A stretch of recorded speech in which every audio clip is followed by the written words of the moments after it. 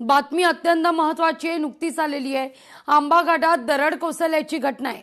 5 ते 6 फुटांचा दगड आणि माती रस्त्यावर कोसळली आहे। सुदैवानं जीवितहानीचा वृत्त नाही। पाहूया हा आढावा।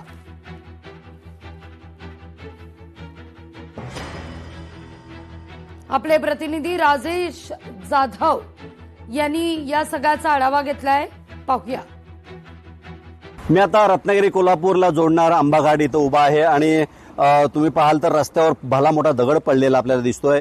खरं तर हा रत्नागिरी कोल्हापूर जेव्हा म्हणजे आंबा घाट तयार झाला त्यावेळेला रुंदीकरणाचं काम जेव्हा चालू झालं त्यावेळेला मोठ्या प्रमाणात डोंगर कटाईचं काम झालं आणि डोंगर कटाई वेळेला ब्लास्टिंग करण्यात आली आणि त्यामुळे कुठेतरी डोंगर ते दगड सैल झालेले, त्यांना तडा गेलेल्या होत्या आणि मुसळधार पावसामुळे आता हे जे सर्व दगड आहेत ते रस्त्यावर येत आहेत आणि त्यामुळेच हा जो रत्नागिरी कोल्हापूर मार्ग आहे त्याच्यातील आंबा घाटाची ती जी एक लेन आहे ती बंद करण्यात आली। खरं तर मार्लेश्वर ते कळकद्रा या 2 गावांच्या मध्ये ही हा जी लेन आहे ती बंद करण्यात आलेली आहे। खरं तर सार्वजनिक विभागाच्या माध्यमातून काही प्रबंध करण्यात आलेले आहेत। इथं जे रस्त्यावर आलेली जे दगड आहेत किंवा जी माती आहे ती बाजूला करण्याचं जेसीबीच्या माध्यमातून काम चालू आहे। त्याचबरोबर सुरक्षिततेचा उपाय म्हणून इथे पोलीस पुढे तैनात करण्यात आलेले आहेत। याच्या पुढे बघितलं एक 5 ते 6 किलोमीटरच्या पुढे म्हणजे मार्लेश्वर फाट्याच्या पुढे पोलीस उभे करण्यात आले आहेत। सुरक्षिततेच्या दृष्टीने इथं कुठल्या प्रकारचा अपघात होऊ नये म्हणून ही जी लेन आहे